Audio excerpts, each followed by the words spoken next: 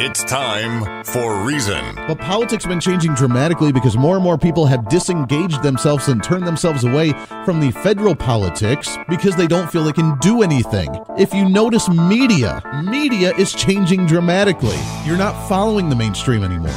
You get a voice. What are we going to do with our tax rates? What are we going to do with our budget at the state level? We get to not only have the voice, but we get to do something about it. This is the Voice of Reason with Andy Hoosier.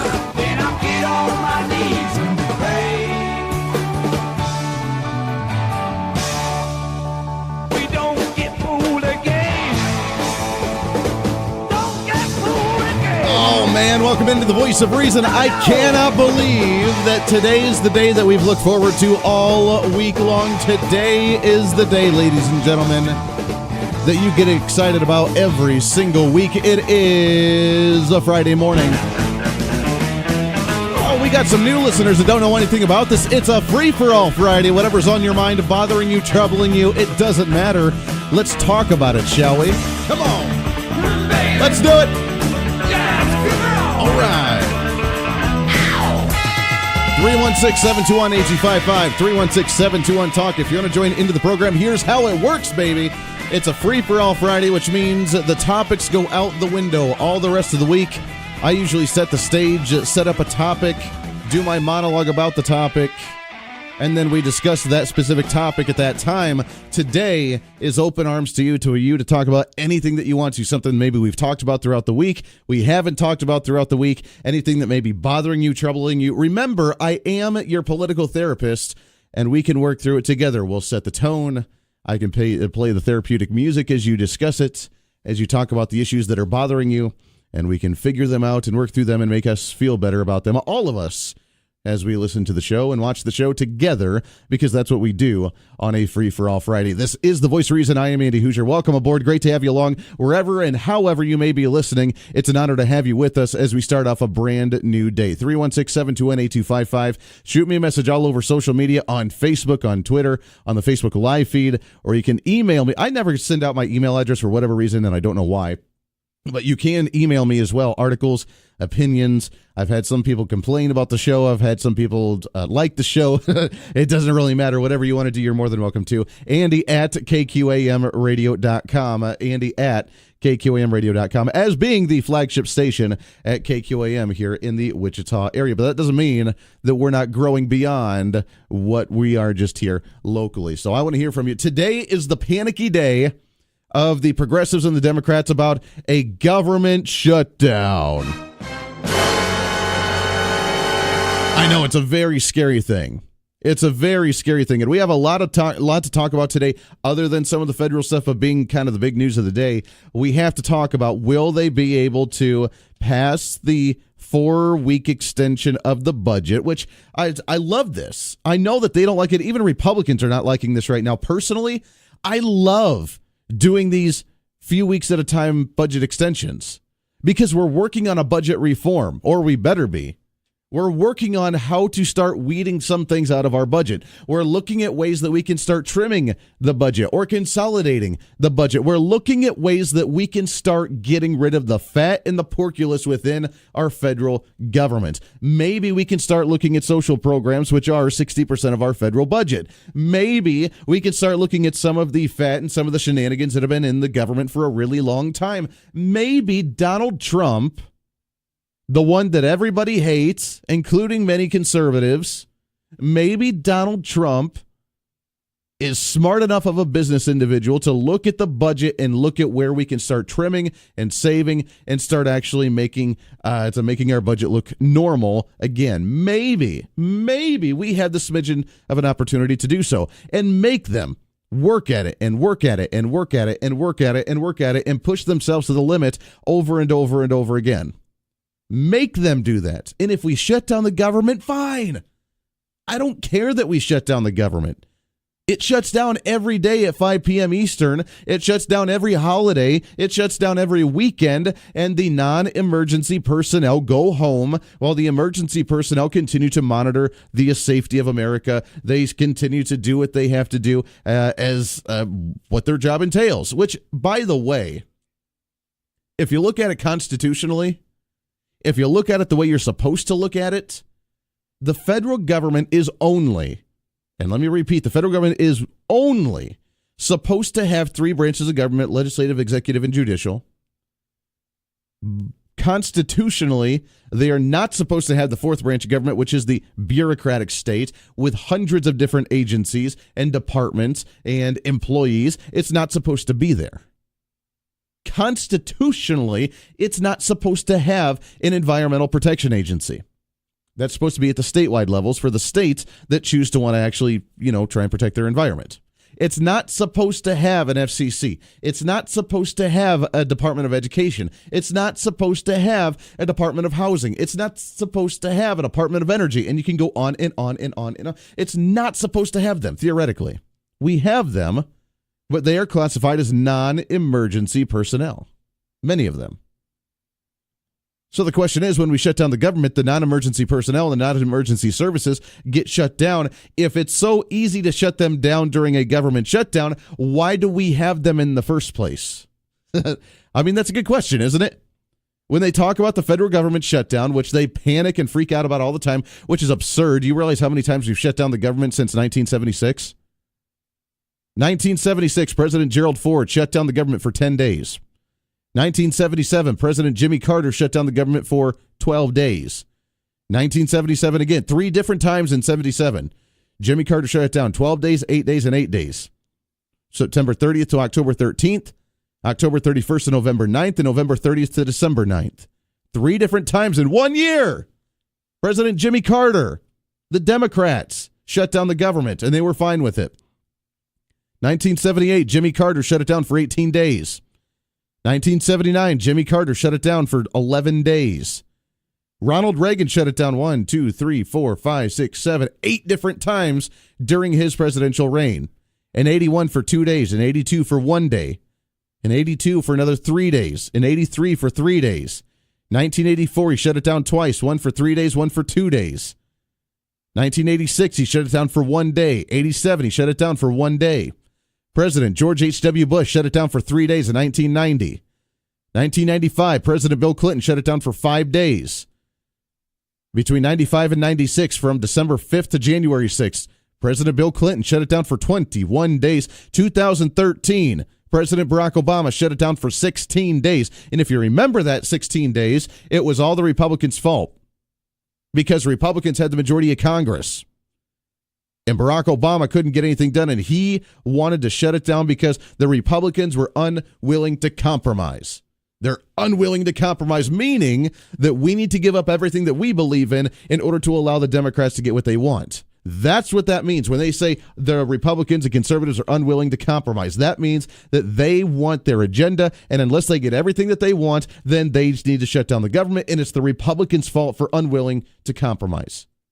That sounds vaguely familiar, doesn't it? Because nowadays, I see, Bernie Sanders tweeted 17 hours ago, "Enough is enough. Republicans must compromise. It's time to stand up for dreamers."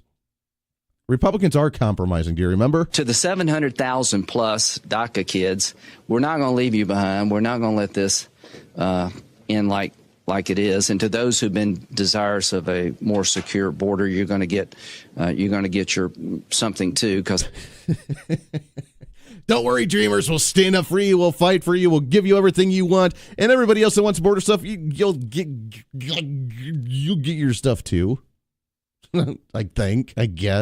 I guess we'll give you your stuff too. But dreamers, don't you worry, man. We got you. I'm wondering why we are so adamant. And we even have Republicans that are trying to defend DACA recipients and trying to say that they're the victim and saying that we need to be compassionate. Many Republicans, that was Lindsey Graham that spoke there. We have John McCain that said the same thing. We've had John Kasich that said the same thing. We have Jeff Flake saying the same thing. We have many Republicans, and even some leaning a little more on the conservative side, that say we need to show a little more compassion. And even if we do show a little compassion, why is a budgetary deal for the federal government just for it to stay open the time for them to say either we're going to shut down the government and quote unquote punish every American citizen, or we're going to save the DACA recipients? Why is it this argument? Why is it this debate? Why is it this time at this moment where we say we're willing to punish all American citizens that are here quote unquote, because it's going to be a terrible ordeal if we shut down the government. It's going to be the worst case scenario. Remember that. We're willing to shut down the federal government and punish American citizens to protect individuals that are illegal. I don't understand how that's okay. I don't understand what the priority actually is for these individuals, because they're making, like they have in many times in the past, made American citizens the second-class citizens of the country. You guys are already granted. You guys had the white privilege. You guys are fine. You guys are privileged anyways because you're American, so we need to start protecting the other individuals, and you guys just need to take a back seat. Why aren't they doing it on a different debate? Why aren't they trying to block the bill to build the wall and say, for the immigration bill, appropriations bill, say, hey, we're not going to allow you to build the wall. We'll actually try and block this one. We'll try and we'll cast votes. We'll try and campaign. We'll try and do whatever we have to do to shut down your bill to build the wall, because we don't want you to do so unless you actually give amnesty for DACA recipients. Why don't you do it on that bill?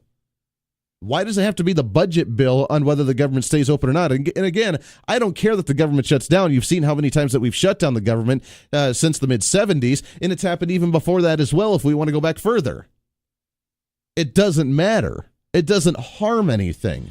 They say that we've lost money. Well, the only reason that we've lost money is because they didn't get to spend the money the way they wanted to, so we quote-unquote lost money. But it's absurd. But why are they standing up on this one and saying all Americans will be punished unless we protect illegal aliens? I don't understand that. This is the Voice of Reason. Stay here. This is the Voice of Reason with Andy Hoosier on the Mid-America Network.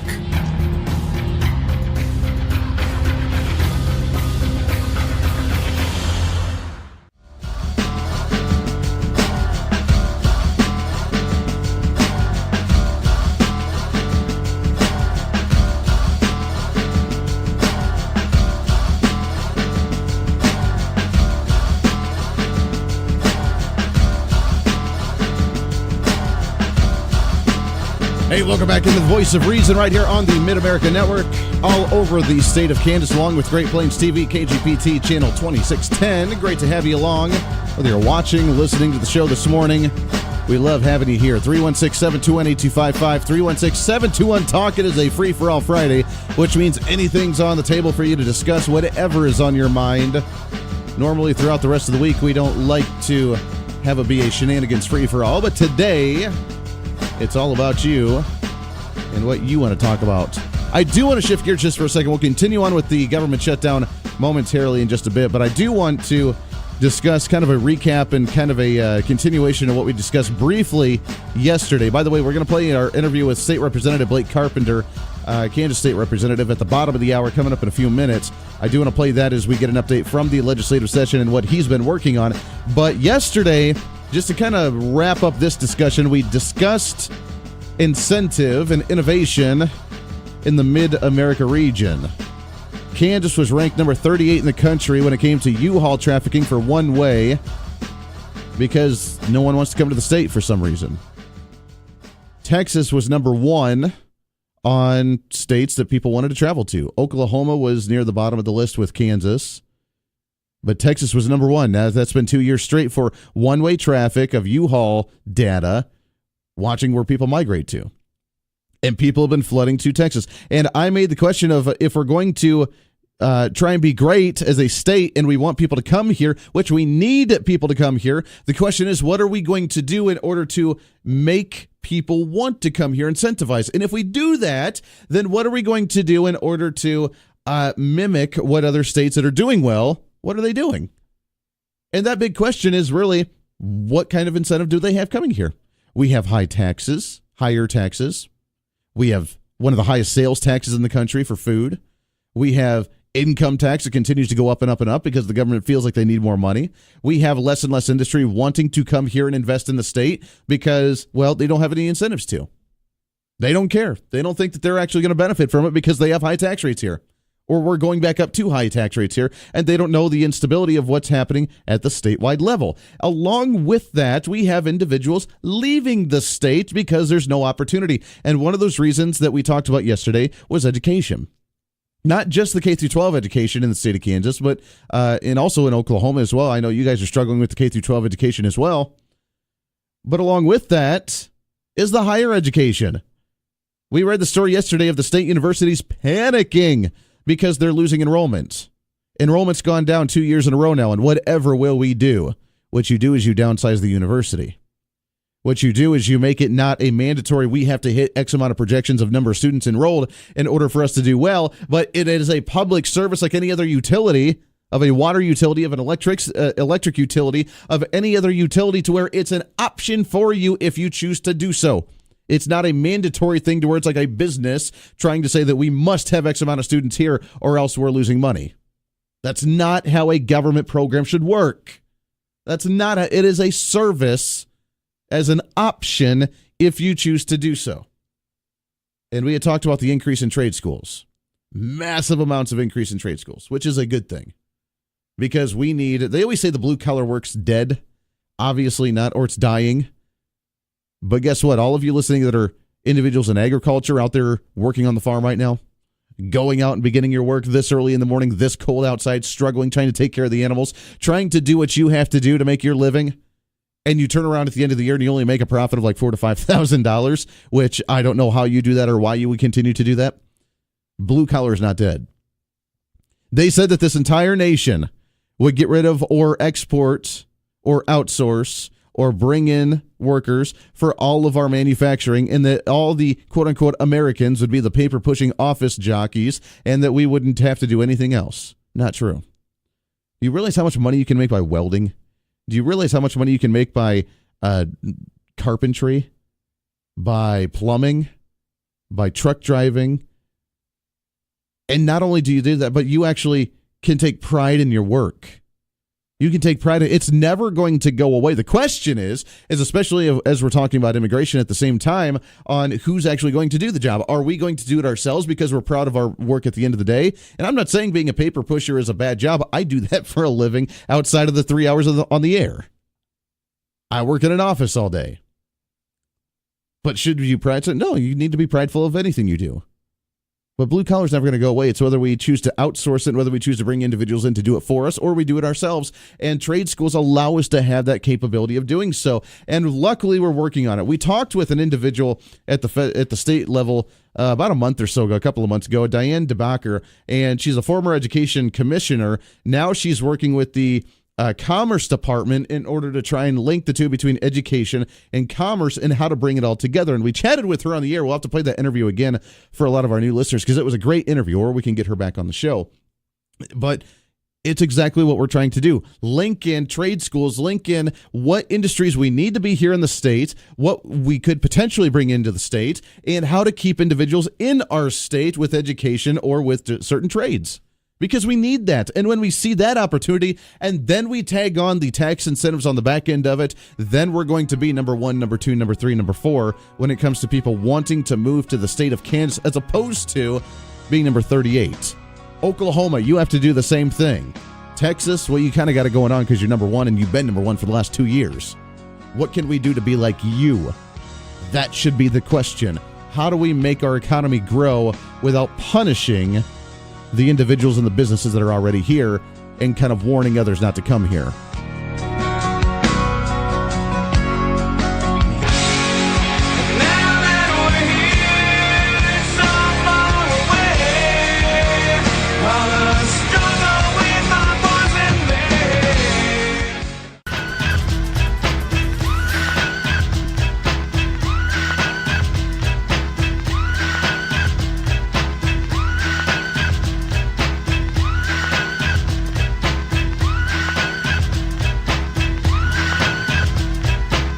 If Andy drives you nuts, I'm as mad as hell, and I'm not gonna take this anymore! let him know.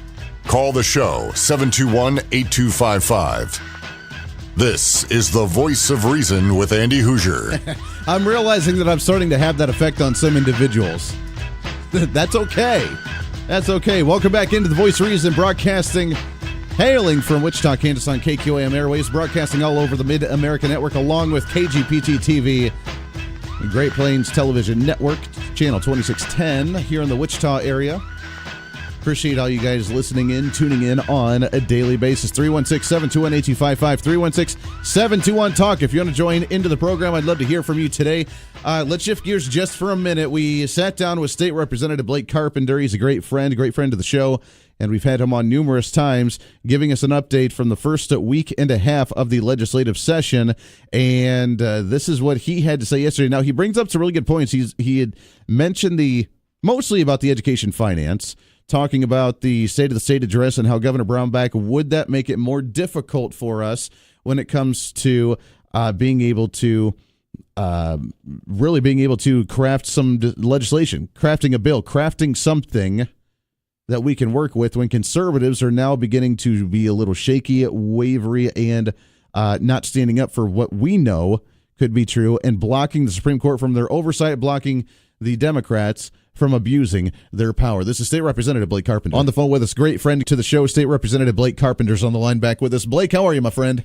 Hey, Andy, I'm doing well. Thanks for having me on today. Hey, it's always great to get you on. First off, the last 2 weeks, it's been slow moving to get everything started. The uptick with the State of the State address from Governor Brownback, I have to get your take on in a second. But overall, the last couple of weeks, so what's been introduced? What's been happening? It's been kind of quiet up there so far.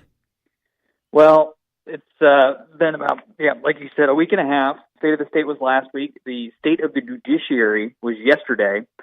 And so that was pretty entertaining, to say the least. Yeah, where they asked for more raises for judicial salaries.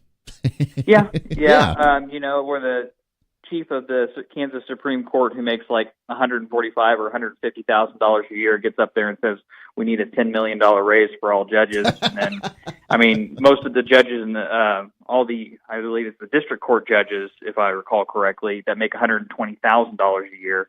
And so, but they are the 49th worst paid judges in the United States. And so, I got one real simple solution. If you basically, they're experiencing what every single other state agency is experiencing right now, the prisons, the highways, everybody else. Sure. What's going on is we're funneling basically every single dime into K-12 education, and there's nothing left for any of these other state agencies. And so the simple solution is, if he wanted a pay raise, then the Kansas Supreme Court would allow the legislature to do its job and actually appropriate the funds where we need to appropriate the funds, sure, so that these clerks and non-judicial staff can actually get their raises like, I would love to give them. But unfortunately, we just don't have that ability because, well, that $1.2 billion tax increase, I mean, it got spent immediately last year. And $280 million went to education last year, and then another $380 million went this year.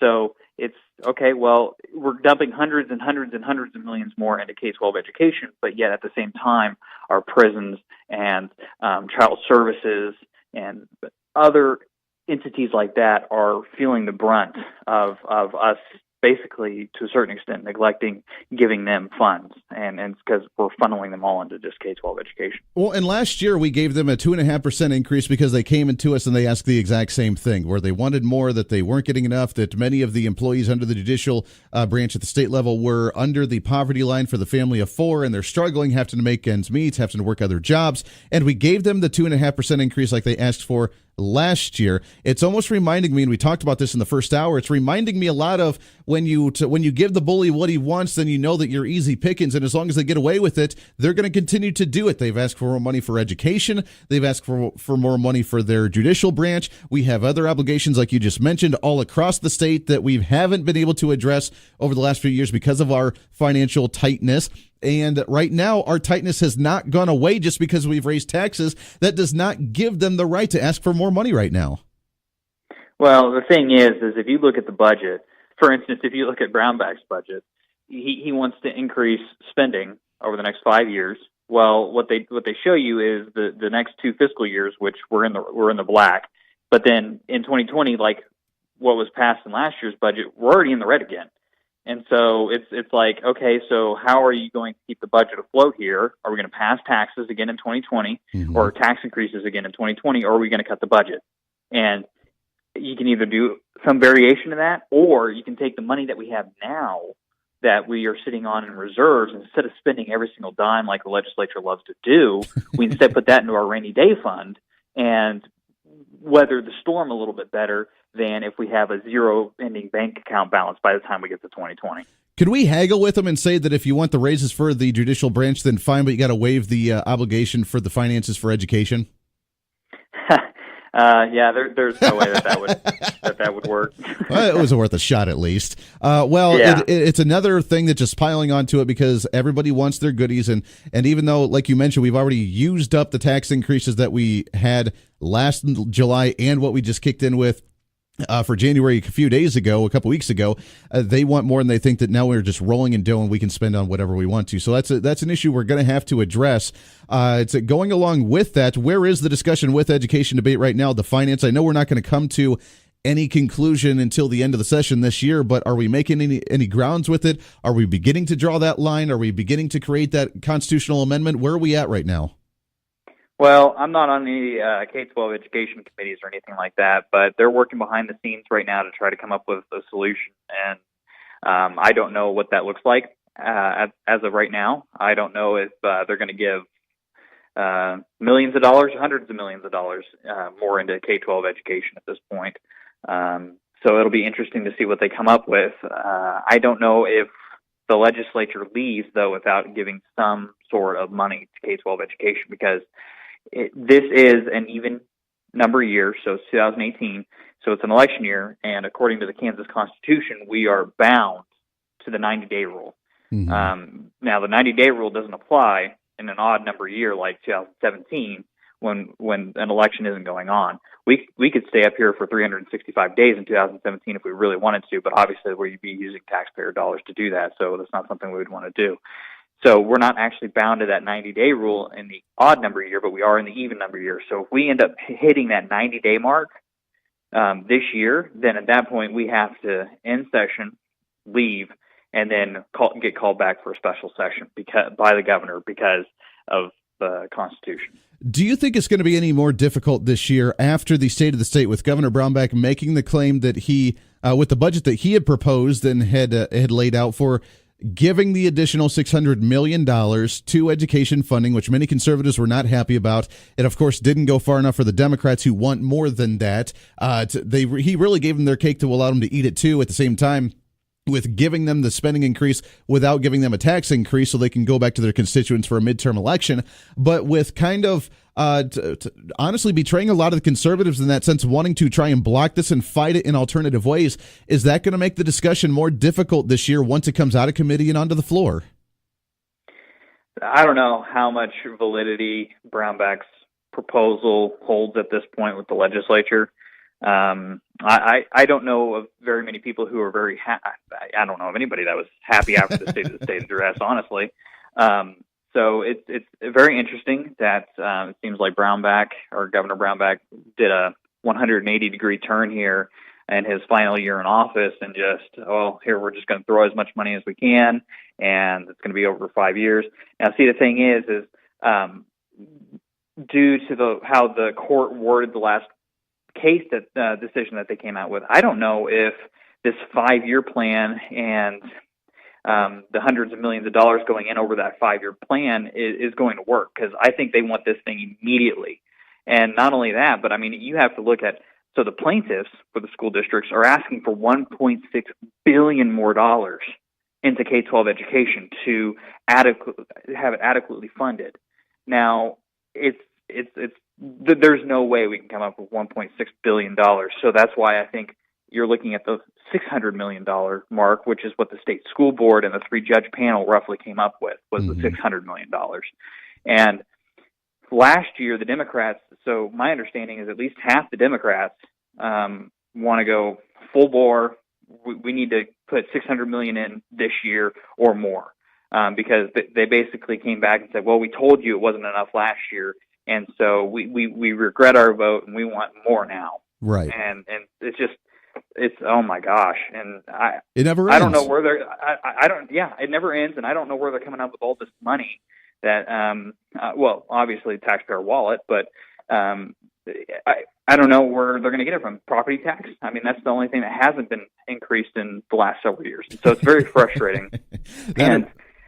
It'll be very interesting to see where this debate goes, because, I mean, as you well know, the legislature, every day is different, and it seems like the flow is just every which way, and you don't know how it's going to turn out. Got about a minute left. We're talking with State Representative Blake Carpenter. I would be remiss if I didn't ask you about the one story that's come out about the one bill being in the Senate right now, but originating from the House. A big push, and a lot of listeners are curious about this, but the agricultural hemp bill about not even legalizing it, but just creating the ability for some universities to research the impact it may or may not have, positive or negative. What's your take on this bill this year? Because I think it's the same one, it sounds like, is what they tried to push last year. Well, I'm in support of this bill. I mean, it has, if I recall the information correctly from last year when we heard it, it has 0.03% THC Correct. inside this hemp crop, and it's used to make various items like rope and other items like that. I'm pretty sure that you can actually even put it into food and stuff as well, like granola bars. But the thing is that, I mean, last year on the floor, I said you could probably go smoke an acre and you still wouldn't get high. Sure. And so the thing is that it's very difficult. It's not marijuana, and you wouldn't be able to go out and just smoke a field, and obviously that's impossible.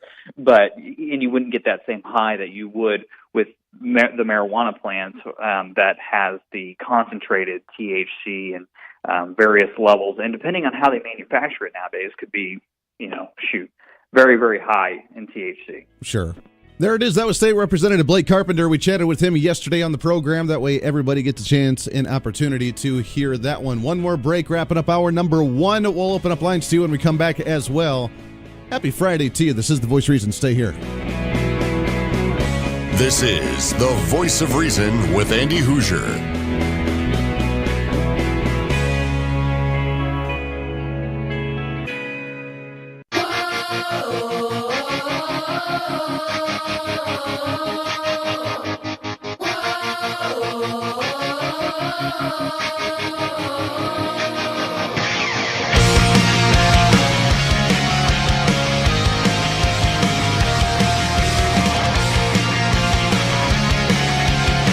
Welcome back into The Voice of Reason right here on the Mid-America Network, broadcasting all over the state of Kansas and beyond, along with KGPT TV, channel 2610. Welcome aboard wherever you may be listening or watching. This is the fastest growing program in the entire Mid-America region, and we appreciate that very much. 316-721-8255, 316-721-TALK. This portion of The Voice of Reason, as it always is on a Friday. It's not just a Friday, not just a free-for-all Friday, but it is also a fried chicken Friday. This portion of The Voice of Reason brought to you by the Inman Harvest Cafe, 112 South Main Street in downtown Inman. It's their fried chicken Friday with their nice, great chicken, their fresh homemade breading, their buffets from 11 to 1 for lunchtime, their big buffet from 5 to 8 o'clock tonight, along with that free slice of pie, which we'll talk about that and more here. Katie's on the line with us. Katie, happy Fried Chicken Friday. Good morning. Happy Fried Chicken Friday to you, too. Oh, it's a great day. Now that it's beginning to warm up just a little bit, at least until maybe this weekend, which I heard may cool off again, it is the perfect time, and I know that hopefully people have been coming in throughout this week when it was really cold to get warmed up with some delicious warm meals. But what do you have on the slate today to kick off a celebratory Fried Chicken Friday? I know there's a lot to celebrate because I read last night that because of the federal tax cuts, that Westar's going to cut our energy rates, and that is huge. Oh, there you go. Hey, that's success right there. I know. You should see our electric bill for this place. I got to tell you. So I'm stoked about that. Seriously. Like, I don't know if you can use a word like stoked. That's a 90s kind of word, but that's definitely. I am all about stoked. That's where it's at. Absolutely. You know what? I told you we get to benefit from the tax cuts, not just income tax or business taxes, but electricity taxes as well, and prices. So, hey, you know what? We're reaping the benefits of a Donald Trump presidency all around. Yes. Yeah. So we're going to celebrate. We're going to eat fried chicken. I love it. I love it. Well, what do you got for us today? Today we're going to have. It is called Double Tater Tot Beef Shepherd's Pie. Yes. Okay. So that's the ground beef, and it'll have green beans. It'll have the mushroom soup, which is all homemade, everything. And then on top of that, we'll have some cheese. We'll have some mashed potatoes. We'll have some tater tots. We'll have some more cheese. We'll have some paprika. It's going to be like a beautiful potatoy, meaty, soupy, delicious casserole. I love it. I was going to say, we got to have the cheese in there as well. Yeah, cheese. Yeah. And then we're going to have a chicken Alfredo bake, which has chicken, and it has Alfredo sauce, which is all homemade. Then we've got broccoli and carrots cut up in there, kind of a, and then on top of that, we'll have cheese. More cheese. Well, Alfredo sauce is cheese. That is true. I mean, that is true. There's a lot of cheese in it, and then biscuits on top. So kind of like a crusty pot pie type thing. Only underneath it's broccoli and Alfredo sauce. So yummy. Very good. Very good. I love it. And then of course, from 5 to 8 this evening, we'll have our famous roast beef out there, and that is slow roasting as we speak. So. Very excited about that. Okay, pies. Somebody pointed out to me last week that I always say the pies in the same order, so I'm going to say them backwards this time and see how that goes for me. Well, all right. Okay, what do you got for us today? Today we have pecan, apple, custard, cherry, chocolate cream cheese, and coconut. Yes, and the coconut there. See, you got to think about it backwards. It's like doing the ABCs backwards almost. That's right. I know. Yeah. Now, we got to remind everybody that when they come for the buffet tonight from 5 to 8 o'clock, you do get your free slice of pie as well. So when you get your seat, before you even get up to go, you got to get your slice of pie because it may be gone, and then, you'll just be in a bad boat, and you won't be happy about that. So you need to get your slice of pie. Sad. Exactly. You should get it when you walk in the door. The pie case is like, I don't know, 10 steps in front of the front door. So you just walk right in. If you can't see it, you say, "Where's the pie?" And we'll direct you straight to it, and then you get your own, and then you find a seat so that you get your perfect slice of pie every time. That's what it's about. It's the Inman Harvest Cafe. It's the buffet from 11 to 1 for lunchtime. The big buffet from 5 to 8 o'clock tonight. You guys are only open till 8 o'clock 2 nights a week, Thursday and Friday. Right. And this is the time to be able to go and enjoy it. It's 112 South Main Street, downtown Inman, just north of Hutchinson. Give them a call, 620-585-6925 or InmanHarvestCafe.com. Katie, you guys enjoy cooking, and we'll check it in with you again here in a couple hours. All right, sounds good. We'll talk to you then. Very good. Appreciate that. Katie there with the Inman Harvest Cafe. Hour number 1 all wrapped up in the books. Hour number 2 right around the corner. This is your show. It's time to speak up, speak out, speak loud, speak proud, speak the truth, and always speak some reason. This is the Voice of Reason. Stay here for hour number 2.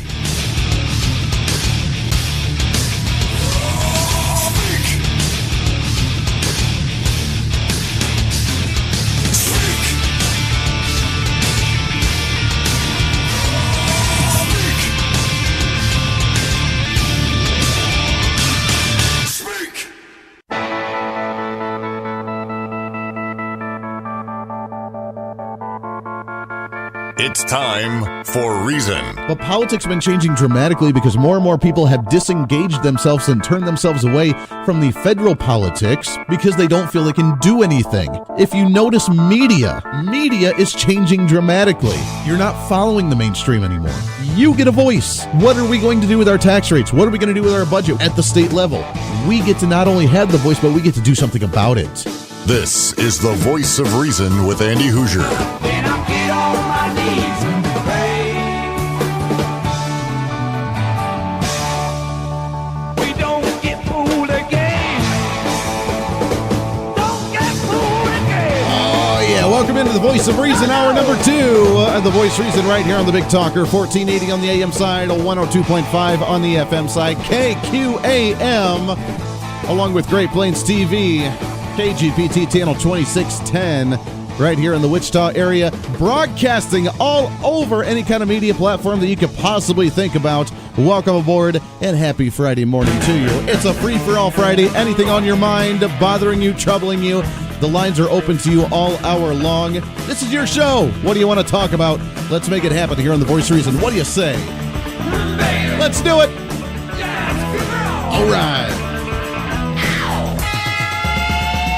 721-8255-721-TALK. If you want to join into the program, you're more than welcome to do so. As I mentioned, being the free-for-all for you new listeners, that are tuning in, this is the time to where the rest of the week I get to set the topic, I get to set the tone, and then we discuss the topics that I kind of bring up. But today, it could be anything. If you want to talk about sports, we could do that as well. Now, granted, I will not know nearly as much about that, but we could still talk about it. There's like a basketball game or something, right, today? I'm just kidding. 316-721-8255. 721-TALK. Social media is open to send me a message as well on the Facebook page, the Twitter page, the Facebook Live feed we have rolling as well, or here on the show. And let's go with that right to the phones. Good morning. What's your name? This is Jim. Good morning, Jim. How are you, sir? I'm doing good. You know, the discussion about the Supreme Court and the public schools and the budget shortfalls. Sure. The thing that's going to work here, your discussion with the lady up at Inman, the budget, her budget is going to be increased because the tax cuts are going to result in lower utility bills. Sure. Well, what's hurt Kansas the most has been the antipathy of the Congress towards general aviation, and with the tax cuts, and if the business community nationwide and worldwide increases the purchase of airplanes from Beechcraft, from Cessna, they're both the same company now. Sure. Hope they have the differential in quality control that has always been there. But Learjet and Cessna and Beechcraft, and then the subsidiary production in the economy. People who fled the state of Kansas to go to Texas or someplace for a job may come back. The companies up here may increase production. When I came to Kansas in '78, Boeing employed 52,000 people. Cessna employed 28,000. Learjet was 9,000 or 10,000 people, I think, and Beach employed 7,000 or 8,000 people. I don't think Wichita has 10,000 people in town actually building airplanes or airplane parts anymore. Because I'd like to see more. Yeah, and we have the potential. And you bring up some good points, Jim. First off, with the electricity and with the utilities, I know right now there is an open investigation from the state to do an audit on utility companies to make sure that after the tax cuts and them receiving more money and more revenue and having to pay less in taxes, that we will start seeing rates drop, not just for businesses but for everybody all across the state. So it's really, really good. I know a lot of people are still complaining about the Trump tax cuts and how terrible it is for Republicans to be cutting taxes, but those same individuals are going to be getting a rate reduction on their utilities. So I really see how they have a hard time complaining and whining about what's actually going on. As for Spirit Aerosystems or for Cessna or for any of these other aviation companies, look, we have to create the incentive for them to want to reinvest here. Some of them are doing so. We know that Spirit Aerosystems reinvested, like $1.6, $1.5, $2 million into a new manufacturing plant and increasing more jobs and so on and so forth here, which is a good. But if we continue to do what we're talking about at the state level and raising taxes and raising more spending and revenue for the state government, it's going to devastate them. It's going to cripple these industries, and they're not going to want to come here for what little that we're even talking about having them come right now. So we need to start changing our priorities. The car companies, when they got the bailout 10 years ago, Congress said, well, you can't have an aviation department. And, people lost their job all over the country almost immediately because the car companies that had purchased airplanes for business reasons, for important business uses. I mean, I used to fly occasionally a load of material from Wichita. A company down here manufactured the decals that went on the vehicles that said things like, Jeep Renegade and stuff. And if the production line was running short of decals, they would have to shut down, and a huge cost to do it. And I would fly a few hundred pounds of decals up to Michigan, so that the company could stay and keep the production on open. This is just a little snippet of how aviation is important to production. Oh, absolutely. All over the country. It's important from the manufacturing and the assembly that we do here to the engineers to the uses that the aviation actually does from transporting things all over. So you're absolutely right. Jim, I appreciate the call, my friend. Happy Friday to you. Enjoy the weekend. It's an essential industry. And if we continue to run them out the door with state regulations, with higher taxes, with higher control that the government has over these types of industries, they're not going to want to come here. And what this being the heart of aviation, what is this? This is the aviation capital of the world with the Wichita area. If we continue to disincentivize them to reinvest in our area, then what are we going to do for jobs? What are we going to do for our industry? What are we going to do for workers? Why would young individuals wanting to go off to college and be educated or go off to a trade school, why would they want to stay here? Which is why, again, we go back to the discussion we had yesterday with, according to U-Haul data, that we were number 38 in the country for the state for people wanting to travel to the state of Kansas. By the way, also down 3% than what we saw in 2016 over 2017. 721-8255-721-TALK. Let's take another phone call, shall we? Good morning. What's your name? Hey, happy Friday. Myron, how are you, sir? I'm doing great. Good. So I had a novel idea of something we might do to improve our state legislator. Okay. Towards. I think we should buy each of them a pair of scissors with operating instructions and then test their proficiency on operating scissors so that perhaps they might know how to cut the budget. See, they'd fail, though. They'd fail. They'd be the young kids that we'd have to warn them not to run down the hallways with scissors, and they would be the ones running down the middle of the hallways with scissors. So we have to keep a close eye on these interviews. I mean, come on, they're politicians, and I'm not saying all of them would be that way, but come on, we got to keep a close eye on them. And when we tell the young child not to run down the hallway with the scissors, what's the first thing they're going to do? They're going to run down the hallway with the scissors, and when they try to cut something, then they're going to end up snipping off a part of their finger, and then we're just going to have a mess all over the place, which is probably going to increase our Medicaid prices as well.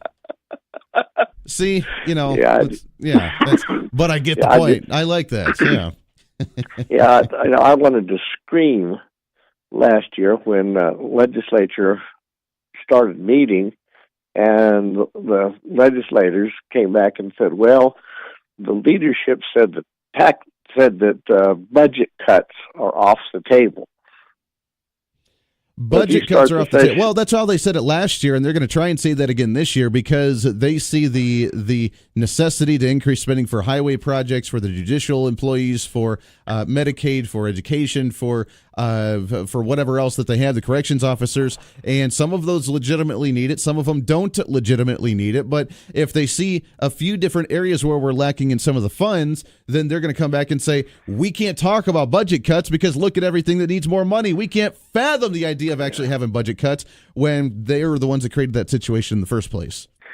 Yeah, I'm just looking forward to now. It's one thing to raise taxes in the non-election year.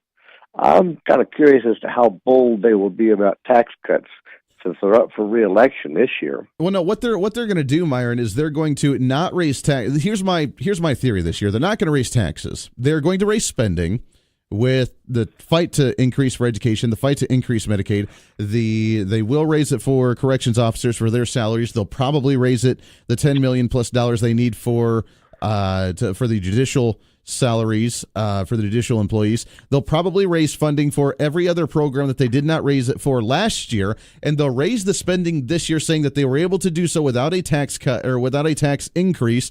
They'll go to the elections in the fall, they'll get reelected, and then they'll come back in 2019 and we'll have a massive shortfall again. And then since we're already done with the election and we don't have to do it for another 2 years, that's when they'll raise the taxes once they're kind of hands off, because they're hoping that we'll forget all about what they did for the last year in 2017 with the massive tax increase, and then not doing it this year, that they were able to take care of everything. The last tax increase worked. It's what's funding all of this stuff. We're not going to have to worry about it. And then they're going to come back in and say, oh, the Trump economy destroyed us. It's really bad. We're going to have to raise taxes to compensate. That's exactly how they're going to play this for the next 2 years.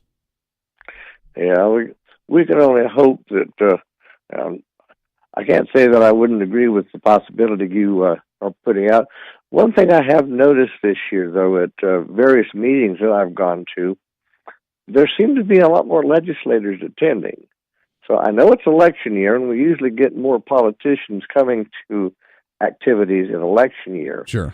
But legislators that I've been seeing, they're here, and they they listen to us say, hey, now, personally, as a tax specialist, I love a retroactive tax increase. Oh, sure. That makes your job nice and fun for the year. That screws up so many people's planning. But it's just, anytime a government meets and says, well, decreasing spending is off the table, we're in deep trouble. Well, that's very true. Myron, I appreciate it, my friend, very much. Have a happy Friday and a good weekend to you. 316-728-8255. I mean, I'm going to pull that audio clip and what I just said and remember it, because I guarantee you by the end of this session, I'll have to replay it when they said, oh, we were able to increase spending without having to raise your taxes. We got it taken care of. The last tax increase, remember what the Republicans said last session? Was it the reason they voted for the tax increase and overrode governor's veto on the tax increase last year was that we wouldn't have to do another one. It was going to fix everything. It was going to create the situation to where it was going to compensate for all the spending that we needed. It's going to boost the economy. It's going to give the state more revenue. It's going to make great things happen for the state. That's what they told us last year. When you remember, it was a tax increase to only give us $1.2 billion in revenue, which we were short at that time, $1.2 billion in revenue and spending. That's how much we had a debt in the state. It paid off our old debts. Then they turned around and gave us another $400 to $600 million spending increase over the next 2 years, which means going into 2019, we're going to be short again almost $1 billion, depending on what our tax revenues look like month by month by month. And it's going to start decreasing on that, too, by the way. They said that we've been hitting projections and above projections, which is great, but that's not going to last. And once they change the formula to adapt to our current situation, then it's going to go back downhill again. Hopefully not, but that's the realistic possibility. So we're going to be almost $600 million in a shortfall for 2019. Then this year we're looking at what? $2 billion for Medicaid, $600 million for education, $10 million plus dollars, $10 to $20 million for the judiciary, however much money for the corrections officers, however much money for highways, and they throw it on and throw it on and throw it on and throw it on. They'll spend it. They're hoping that the economy is going to continue to uptick, and they're going to say our projections show that we're not going to have to raise taxes because the economy is doing well. We're hitting above projections with our tax revenue, and therefore we're going to be able to pay off the stuff that we're actually planning on spending for the state. It's going to be fine. You don't have to worry. We're able to take care of our state, make our state better again by more spending without having to raise more revenue because we're seeing revenue come in all on its own right now. We fixed the problem, and now we're getting ourselves back on track. That's what they're going to tell you by the end of this session. Because then they can come back to their constituents, they can come back to their districts, and they can say, look, reelect me. We fixed it. We reversed the Brownback policy. We got more tax revenue in the state. We're being able to spend what we need to spend in order to make our government efficient again, be able to make our programs efficient for you, and we did that without having to raise your taxes a second time. Look at us. We did it. They're going to try and spin it and manipulate it in that sense. They're going to come to you and promise you that's what they did. Reelect us because we got our state back on track. We have some work to do, but we're going to get ourselves back on track, and we started to do so. You reelect them in November. They come back in January of 2019, and they say, oh, look, Donald Trump and the national economy tanked. Oh, look, the state still hasn't grown. Oh, look. We're spending more than we actually had revenue. And it wasn't because of our stuff. It was still the leg of Governor Brownback's policies. We're forced to. We're in another almost $2 billion shortfall. We're going to have to raise taxes again. We didn't anticipate this. Oh my gosh, it's the end of the world. It's going to be another disaster. I promise you that's what's going to happen. And they can do it after the election to where they don't have to worry about the election repercussions. And then they have another 2 years in order to make you forget all about it and for you to go to work and travel and do your thing and forget that ever happened. So that way it's not enough time for you to remember during the next election. I guarantee you that's what's going to happen. Mark my words, ladies and gentlemen. Prepare for the manipulation of the Kansas economy. This is the Voice of Reason. Stay here. The voice of reason with Andy Hoosier on the Big Talker, KQAM.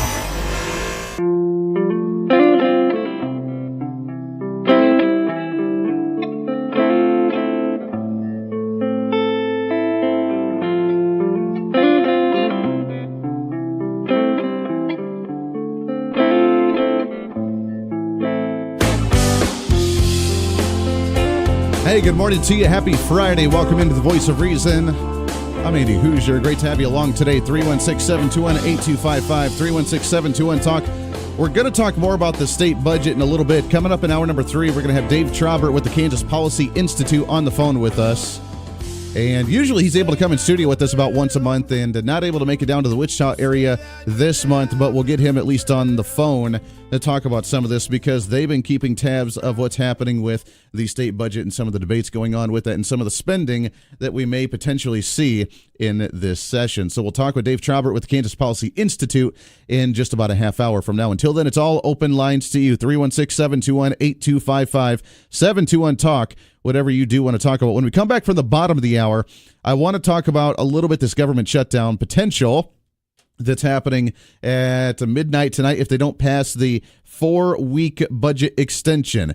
And I don't know about you, but I like the fact that right now, until we actually get our stuff in order, that we actually do just limited 4 weeks at a time on our budget, and then we continue to slowly chip away things on that as we move along. I know it's a devastating thing for some, because they don't like the idea of actually having a budget to where we actually hold people accountable for that. Some don't like that. So we'll talk about the government shutdown potential coming up in just a few minutes. And when we talk about it, here's what it's come down to. And I know others have their other mindset about what this looks like, but it's come down to the fact that progressives and Democrats are holding our budget hostage, which I don't care about a government shutdown. We've run through it. We'll talk about it again on a number of the shutdowns that we've seen over the last few years, 30, 40 years. I don't really care that it shuts down, but the priorities of the Democrats right now, the fact that they're willing to shut down the government, and like Donald Trump rightly points out, that it's going to affect the military and military pay and taking care and compensating the military, who are our own brothers and sisters defending our nation. They're willing to shut it down and punish those individuals because they want DACA amnesty within a budget proposal. And if we don't get what they want, then we're the ones unwilling to compromise, and they're willing to shut down the government and have it affect the American people, because the DACA recipients, are more important than anybody else. But along with that, now conservatives are going against this bill because it increases some spending for the federal government. We'll talk about that when we come back. Your thoughts and calls as well. This is the Voice of Reason. I can see myself tearing up the road faster than any other boy has ever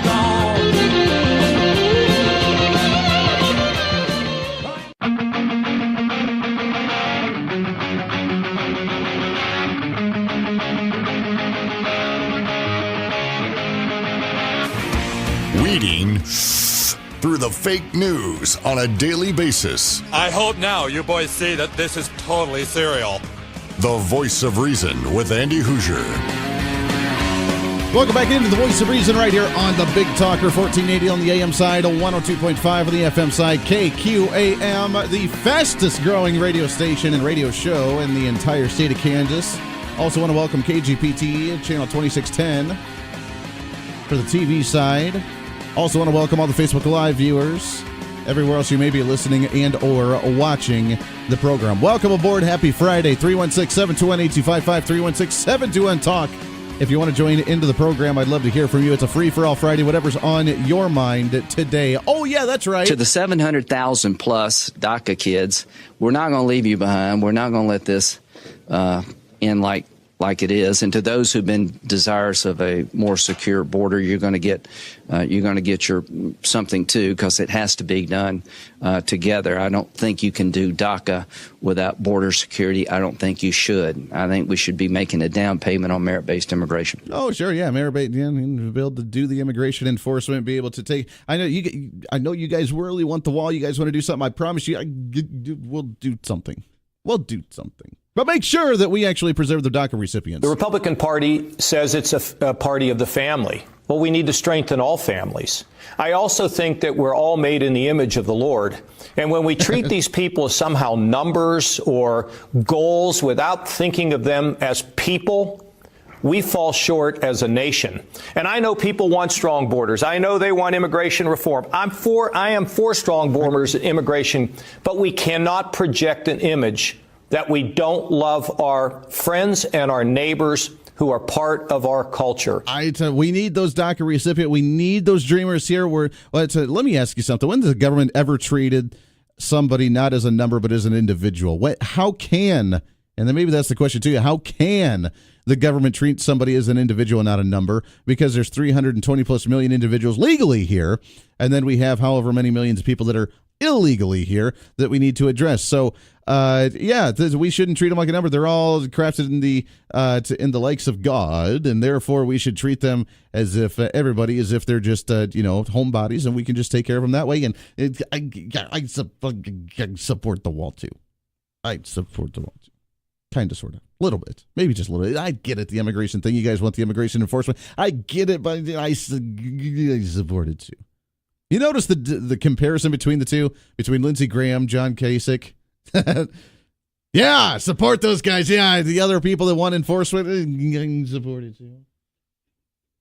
Yeah. It's like when you say the name that you're not really sure of what their name's like. Oh, hey, Mr. Yeah, it's great to see you. It's kind of what they're doing right now. Now, the Democrats are willing to shut down the government because of the fact that they don't want a lack of amnesty in the bill for whatever reason. We have a 4-week budget bill just to extend the government. If they shut down, oh my gosh, terrible thing, right? Let me remind you again, starting off in 1980, let's say, May 1st, 1980, the Federal Trade Commission was shut down for one day after Congress failed to pass an appropriations bill for the agency. Oh mon Dieu. 1981, on November 23rd, 241,000 federal employees were furloughed for one day. The shutdown occurred because President Ronald Reagan vetoed a spending bill that contained smaller sets of spending that he had proposed. Oh mon Dieu. 1984, October 4th, 500,000 federal employees were furloughed for one afternoon. Oh mon Dieu. I don't know if we can continue on after that. It's a very difficult thing. 1986, October 17th, 500,000 federal employees were furloughed for one afternoon on a wide range of issues. The cost was estimated at $62 million in lost work.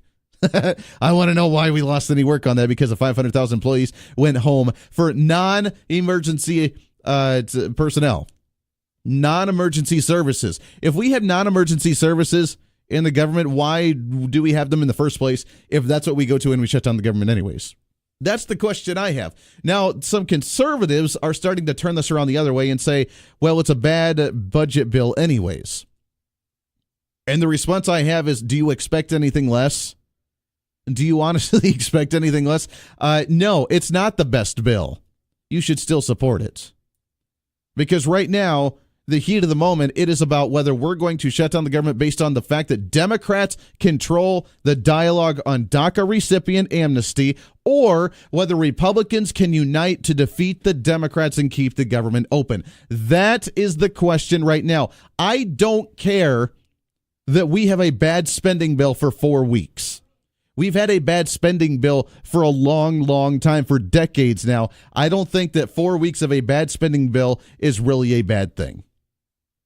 According to Eliza Collins on Twitter, very dejected Representative Mark Meadows says that Paul Ryan, Speaker of the House, told him that he has the votes and doesn't need the Freedom Caucus to put the bill over the edge. Meadows says there needs to be at least 20 House Freedom Caucus members who are undecided, so Ryan needs the Dems to push the bill over the edge because that there is spending in there. There's more spending. There's increased spending for certain special interests. Spending actually goes up in this bill for the next 4 months or next 4 weeks. And conservatives, Freedom Caucus members don't want to get on board with that. We mentioned this before, and I want to get your thoughts on this. Is that really the ledge that we should fight right now, the ledge that we should hold our flag holding high going off of right now? Is that really the priority? I understand the purist mentality of saying we need to start limiting the budget, and I totally agree. We need to start limiting the budget. We need to start cutting. We need to start reforming. We need to start doing things. Right now, though, the main issue, the mainstream media, in the dialogue between Republicans and Democrats is DACA. And if purists, and don't get me wrong, I love the Freedom Caucus. I love the conservatives. I am a Tea Party conservative Freedom Caucus member myself. I support that wholeheartedly, but we cannot hold our flag high, running ourselves off the cliff at this time, and say that not only is the mainstream only focusing on DACA and the fact that if we shut down the government, then the Democrats have won because they blame the Republicans for not wanting to compromise. And then as soon as we come back, the Democrats are going to try DACA amnesty again. And they're going to try it over and over and over and over and over. And we're going to hear more like Lindsey Graham saying that we're not going to leave you behind. We're going to stand next to you. We're going to hold hands. We're going to sing Kumbaya. We're going to be doing a great thing together. And we're going to continue to fight that fight until we finally get what we want. Because that's compromise today, remember. That's compromise today, is that them getting everything that they want to and us having to compromise our values in order to appease them. That is compromise, giving them what they want. All of it. And right now, the line is either we give amnesty or we do not give amnesty. It is not a discussion at this time about budget reductions. There is a time for that, and we need to have that discussion. Now is not that time. And if we have members of the Tea Party Freedom Caucus in the Senate that turn around and say, yeah, I'm not going to vote for this.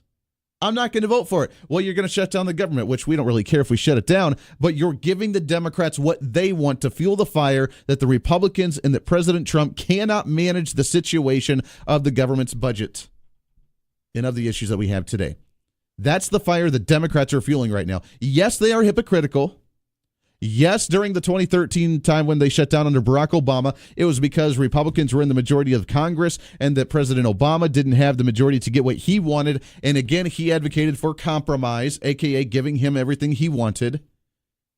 And yes, it did shut down, and the Republicans got blamed for it, and they've been scared to death to let it happen ever since because then Barack Obama threatened it every time it got close. And Republicans need to get a backbone and allow it to shut down again, but for the right reasons, not for the wrong reasons this time. Yes, we need a budget reform. Yes, we need to cut. We have to. And there will be a time where we say either you start cutting or we will shut down the government. That is an appropriate time, not right now when 99.999% of the discussion at the federal level and from the media and from what the perception of everybody's mentality is that if it shuts down, it's because the Democrats are fighting for DACA. We have to do better with the PR. I guess that's really what it comes down to. Conservatives and Republicans have to do better with the PR. We have to set the tone of the dialogue. We have to set the tone of the topic. And right now we haven't done that. There are two things in politics that make you successful in politics, and that's money and a good PR team. No matter how much money you have, you can do whatever you need to. And with the PR team, then you can twist any kind of topic to let the general public know exactly what you're doing or what you want to do and why you're doing it so that way they understand. You need money and a PR team, the two things you need in politics. Conservatives seem to have some of the money. They don't have a good PR team. They're not letting the general public know, hey, we're not shutting the government down because of DACA, which we're not going to do anyways. We're shutting the government down because we're not going to pass or vote for a bill that increases spending over the next 4 weeks. We're here to do budget reform. We're here to do tax reform. We're here to cut spending, and you're not allowing us to do that. That's why we're going to shut down the government. Now is not the time for that because the debate's already long gone. It's the day of the shutdown at midnight tonight unless they pass a budget. And I don't care that the government shuts down. But it's got to be shut down for the right reasons, and the general public needs to know why it's being shut down for the right reasons. And right now they don't. Because if conservatives in the Senate block it for increased spending in the Senate side and they shut down the government, no one will know about it. Everybody will think it's because of DACA, which is fine, but that's not why the conservatives are doing it. 316-721-82. Am I making sense? Or am I just trying to justify a spending increase at the federal level? I don't think I am, because you know me, and I'm not all for spending increases at all.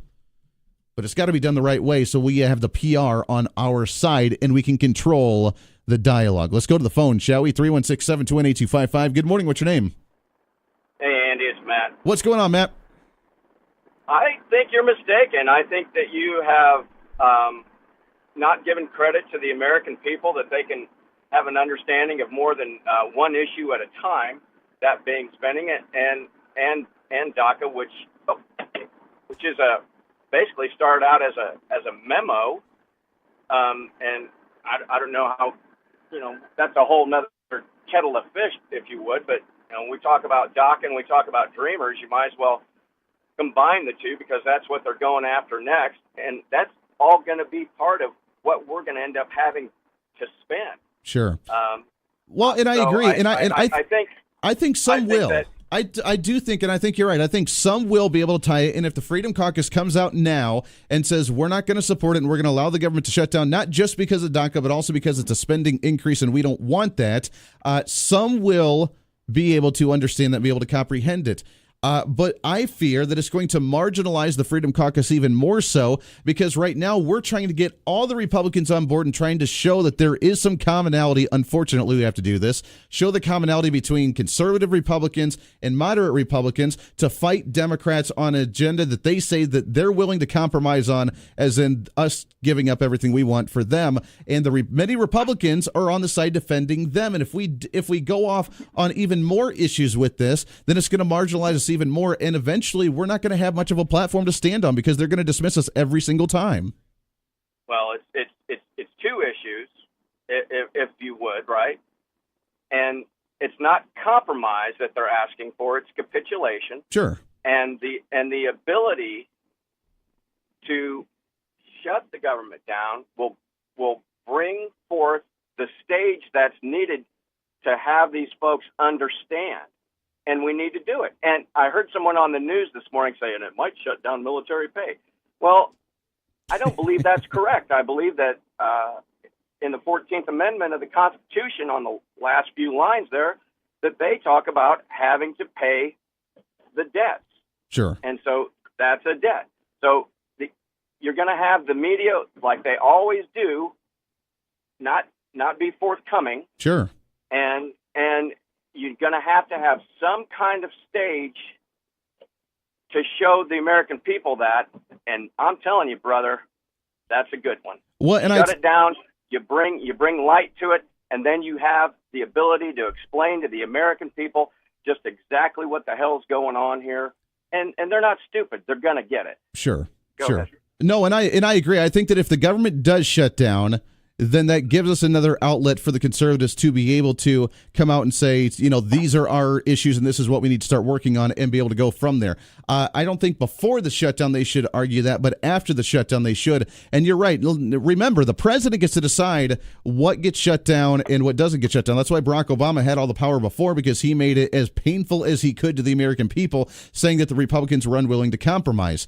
American Military News, Democrats demand immigration amnesty or military gets no funding after Friday. As you mentioned, that's not right. They get furloughed, but they will get paid once they reopen back up again. But Donald Trump is using the military argument on this one, saying if we shut down the government, the military is going to hurt because they won't get paid right away. They're not going to get their paychecks when they need to. And we're harming the military over illegal immigrants, which I think is a beautiful PR way to address this. And Donald Trump's doing that spectacularly. But we're going in all different sides here. We're seeing branches of this discussion go all over, from DACA to now the military, to then increased budgets, to numerous different things. We need to have a uniformed, consolidated message to really drive home to the American people to say, this is why we're not shutting it down. Either it's because of DACA, either it's because of military spending, either it's because of increased spending on social programs, either it's because of a lack of budget reform. But we need to have a condensed, consolidated message that we can take to the people and say, look, Democrats are in the wrong and progressive Republicans are in the wrong because of X, Y, and Z, and we need to get on board with this.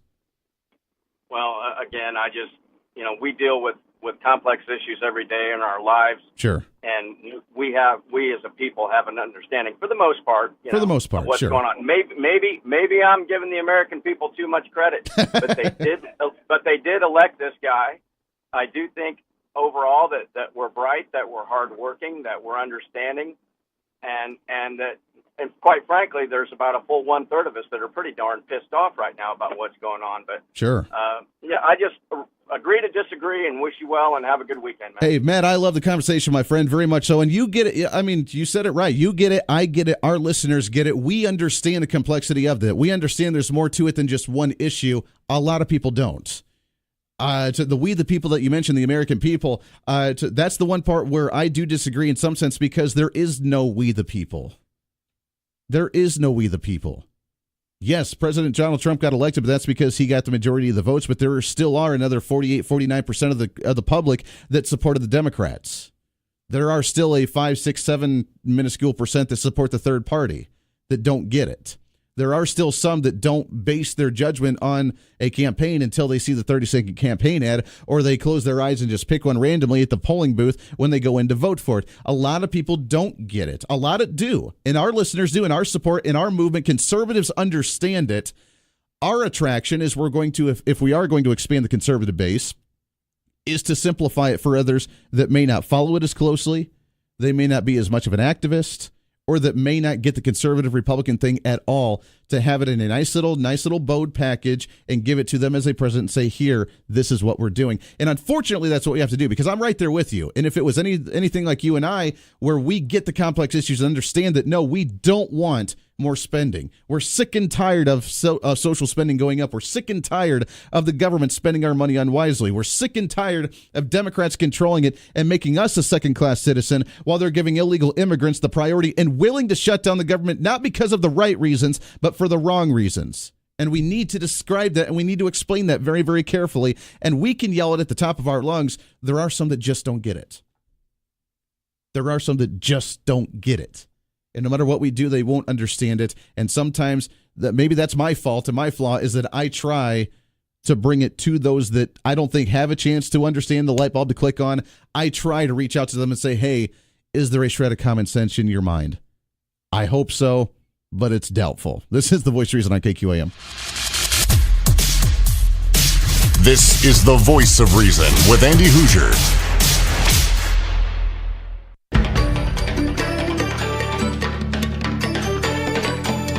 You know, the more I'm thinking about it after the discussion with Matt, I do kind of not really pander, but try to appeal to the extreme fringe of the other side that wants nothing to do with our ideas, and try and break it down to where they can understand. And no matter what you do, you're trying to bang your head against the wall, and you just don't go anywhere. It's kind of like the guy that's attracted to the girl, and she wants nothing to do with him because he's totally out of her range, and he tries and he tries and he tries and he tries, and then it just becomes kind of creepy, because he just doesn't give up. And that's almost like the situation with, trying to reach out to progressives, trying to explain conservatism.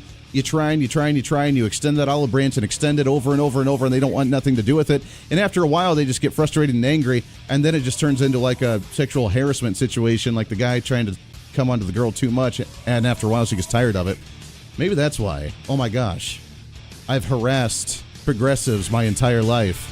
They need their safe space from the Voice of Reason. Oh my gosh, it all makes sense now. Speak.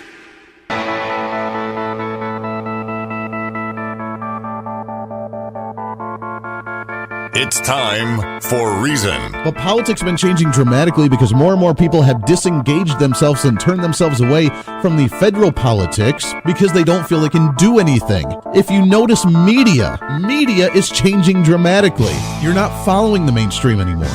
You get a voice. What are we going to do with our tax rates? What are we going to do with our budget at the state level? We get to not only have the voice, but we get to do something about it. This is the Voice of Reason with Andy Hoosier. When I get on my knees and pray, we don't get fooled again. Don't get fooled again. Oh man, welcome into the Voice of Reason, hour number 3. The Voice of Reason right here on the Big Talker, 1480 on the AM side, 102.5 on the FM side, KQAM, along with Great Plains TV, KGPT channel 2610.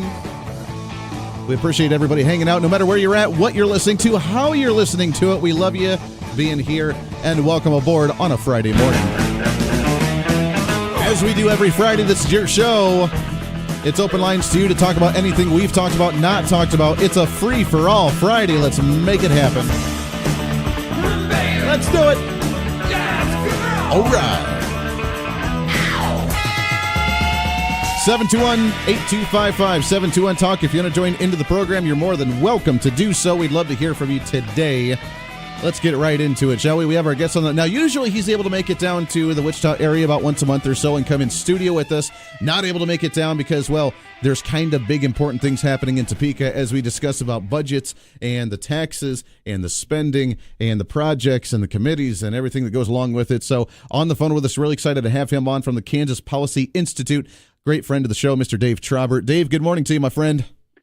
Good morning, Andy. Good to be here. And hey, before we lose sight of this, congratulations on your expanded coverage. Hey, well, thank you very much. We're really excited about it. And slowly but surely, my friend, we're growing. And hopefully we can continue on this big conservative movement we're starting to see in the state.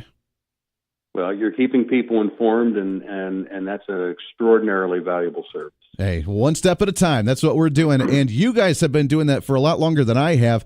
I just try and regurgitate some of the information that you provide because we need to understand our state budget. We were talking in the last segment, in the last hour, about the federal budget and the potential shutdown and the argument between whether we're going to allow DACA amnesty or we're going to stop it because it was the budget that is proposed is a increase in spending over the next 4 weeks, or whether it's because it's going to affect the military. And there's so many different things that we need to understand. The state budget's the same way. We're talking about tiny things between increased highway projects, which we have almost $1 billion we spend a year on maintenance of highways, and we're still number 3 in the country on quality, but at the same time, they want more projects done, which is fine. They want the corrections officers with more salary increases there. We just heard the judicial branch, and they want more salary increases for their employees, and it's just the tiny things along the way, along with the massive stuff. We have to understand where they want the money to go and where they're going to find all this money, Dave. Well, there's, one of my favorite economists said, Thomas Sowell said, the first rule of economics is scarcity. Sure. There's only so much of something to go around. And the first rule of politics is to avoid the first rule of economics. There's, everybody, it's easy to say we need to, and we do, and these are serious problems. We do need to have fairly compensated correction workers. We do need to have good highways and so forth, and we certainly have to have schools be adequately funded. Sure. But that doesn't mean that you spend whatever someone wants. And there may be a case, correction workers. I mean, a good case can be made that a lot of the correction workers are underpaid. But raising someone's tax just to do that is not the only option. And when you elect an option of, well, then we'll tax somebody else to do this, all you've done is create another problem. Sure. Instead of, rather than looking at any kind of a tax increase, as long as government is not operating at peak efficiency, then you need to find ways to fund new service or enhanced service funding by making better use of the money that's already out there. And that is just one of the hardest things to do in politics because, politicians love to hand out candy and they don't like saying no. We are officially 2 weeks into the session, and a few bills have been proposed here and there, and not a whole lot of big things have been coming out yet. I know the committees are still working on, like the constitutional amendment for the Supreme Court or for education funding or whatever comes out of this and what's going to come out of it in the end. But as of right now, here's my theory, and I talked about this last hour. My theory is that when it comes to the spending at the state level, that they're going to find a way by justifying the fact that we've seen 2 or 3 months of really good tax revenue coming in because the economy is starting to tick up. They increased the taxes before, and the Republicans have voted for it the last time and overrode the governor's veto the last time, said that they did it so that way it would correct the budget from here on out and we wouldn't have to again, that was it, that was the only tax increase we'd have to worry about. Now we're seeing projections higher, or we're seeing revenue come in higher than projections. The economy's starting to come up. It's going to continue for a while now that the Trump tax cuts have come into play.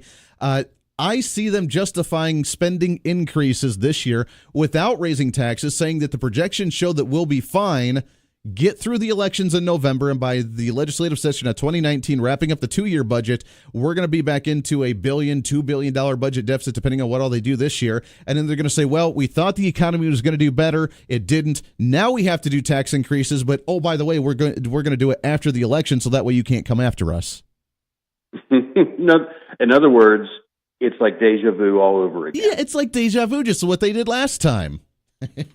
Yeah, this is the way the game gets played.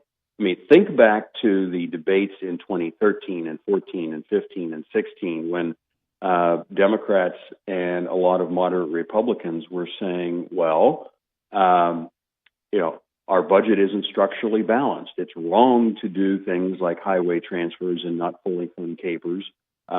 We need to raise taxes.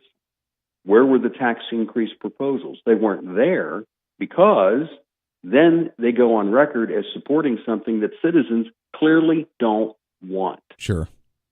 Because you can make government operate more efficiently and more effectively.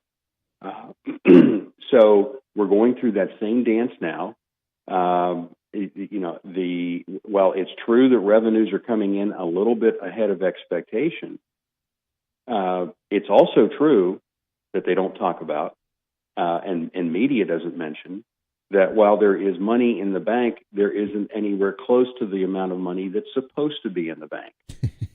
We're supposed to end with a 7.5% ending balance by law. And most years, whether it was because of in recent years or the last 20, 30 years, most years, quite often, legislators change that law to say basically, well, except this year. And we're still several $100 million short of the amount of money we're supposed to have in the bank. Now, in addition to that, the next budget cycle, the 2019 and 2020 budget cycle, is already about $500 million short. So spend nothing more between now and then, and you're already $500 million short. Sure. There is a tax increase coming. They all know it, there's a tax increase coming unless they reduce the cost of government. And we're at the same stalemate. No one wants to propose cost reductions, and no one wants a tax increase on their record. So we deal with the rhetoric of, maybe we can do this, maybe we can phase it in. They never stop to look at, do we really need to do this? I mean, the court is saying you need to spend more money because the school attorneys are saying you need to spend more money. But if you look at, do schools really need it? There's lots of other ways they could get at the money they want if they would operate more efficiently and use their own cash reserves. And then the bigger picture is, if you give them all that money, will it make any difference to students? Well, of course not. Well, of course not. No. But that's not what we're here to talk about. Of course not. And as you've mentioned before, and the statements you guys have come out with, it, no matter how much money you throw at it, it's not going to fix it. We're sitting with $2 billion at a record for operational cash reserves for the schools right now.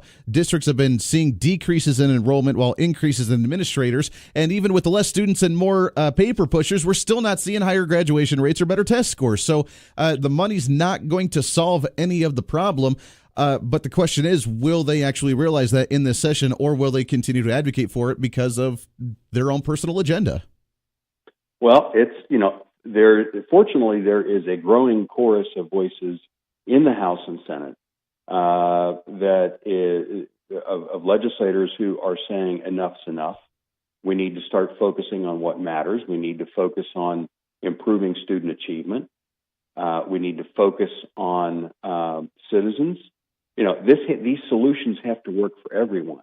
If all you do is raise taxes or raise spending, knowing you're going to eventually raise taxes, you're only shifting problems, and you're not really solving anything. You're just meeting short-term demands. Sure. And so there are people who are standing up and starting to say, let's start looking at different ideas, and maybe we really don't have to just roll over and do what the court says, because, ironically, the court itself went on record in a previous case, Solomon versus State of Kansas, and said when there is a separation of powers, there is actually a duty to resist, not Sure. to comply. but to resist. Sure. And that's what we have to see today. It's have you heard at all? Well, first off, let me ask you this. The State of the State address from Governor Sam Brownback, he proposed a budget that addressed the $600 million, and I thought it was almost a joke in the sense of giving the Democrats what they want and still them not being happy with it, which was the case.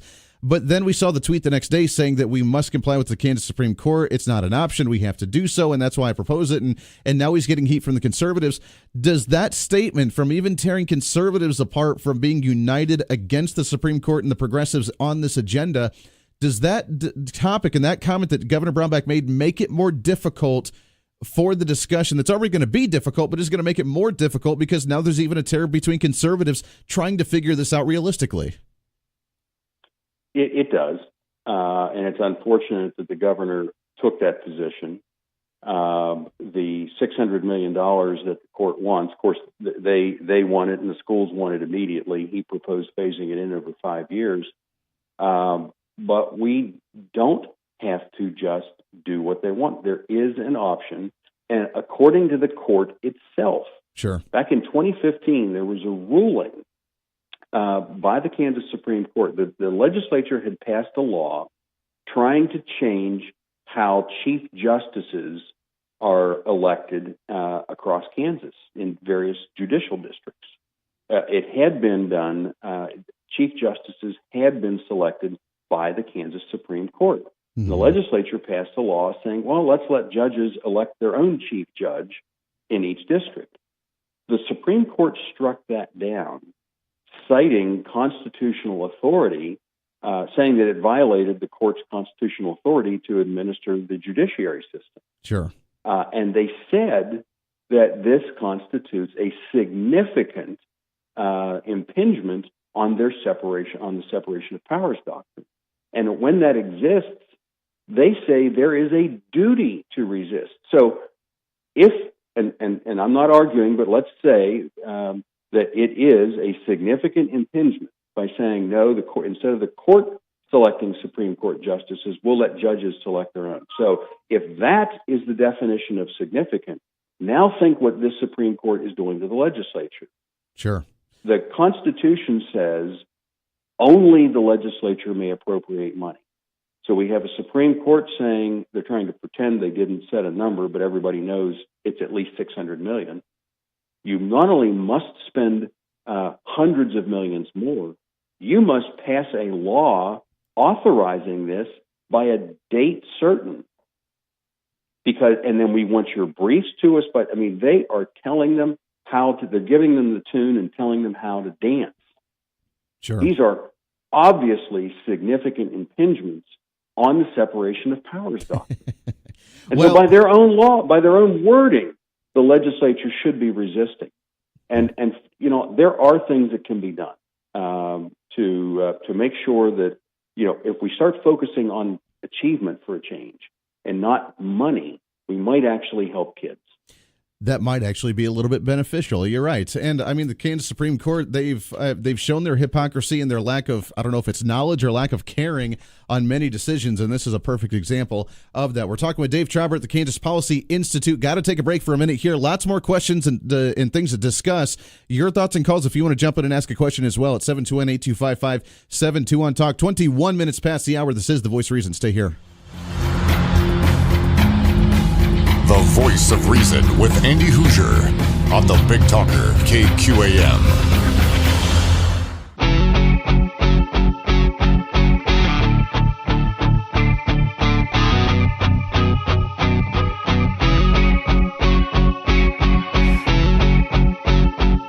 Welcome back into the Voice of Reason right here on the Big Talker KQAM along with KGPT TV, channel 2610. Welcome aboard. Happy Friday.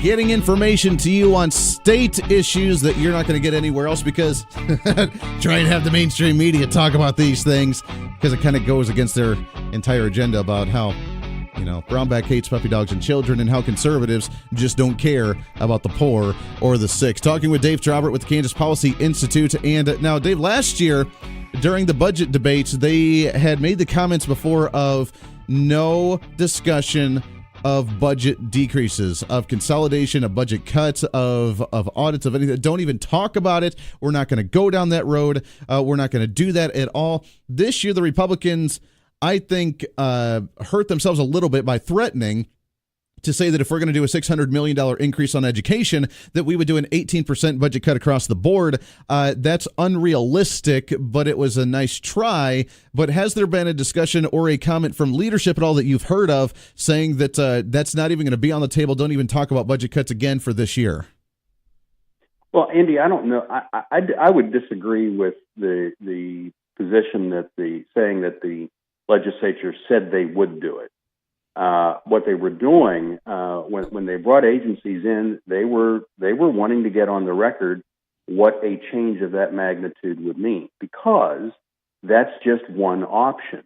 In order to comply with a $600 million minimum annual increase, okay, you either have to raise taxes by that amount or cut spending by that amount. Sure.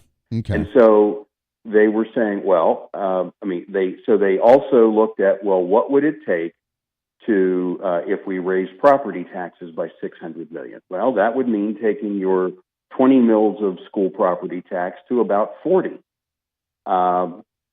We did a public opinion poll and found 73% opposed, and only 14% in favor of that kind of a change. Well, what if we did it with sales tax? Well, that would mean taking the state sales tax rate from 6.5 to about 7.9, which would be the highest in the country. Well, you can imagine that didn't get much favor either. What if we did it with an income tax increase? That would mean raising your income, putting a 20% surcharge on this year's tax increase. Because our state income tax is already going up this year. You would have to have a 20% surcharge, roughly, on individual income taxes to pay for that. So, if those things aren't going to fly, well, what's the alternative? Well, then you have to cut spending. And so they looked at, well, what would that mean? And I don't think they were saying we're going to do it. They weren't threatening to do it. But it was a nice comparison. It's one of the perspectives, one of the options, if you were to comply. So, because realistically, what if you can't get the votes for another giant tax increase? Sure. If you feel you have to comply, the only other option would be to cut spending. And this so is I think they were just trying to. Yeah, this wasn't a threat. I know that there have been some people who have tried to say that, well, that's what they were threatening to do. No, I think they're just honestly looking at what's the implications of this. Well, and I think we do definitely. You're right. I think we do definitely need to show that comparison to show how devastating that much money would cost us. So, that's a great point. Because if they were trying to advocate and say this is what we'll do, then I think that they were going to come up short-handed in that sense, and I don't want the Republicans to look like that. So, a great point. Dave Trabert, Kansas Policy Institute. One more break before we got to take care of another segment with you. Hang tight. Your thoughts and calls if you want to call as well. 721-825-5721-TALK. It's a Friday. It's a free-for-all Friday. This is the Voice of Reason. How do we relight the flame when it's cold? Why do we dream when our thoughts mean nothing? And when will we learn to control?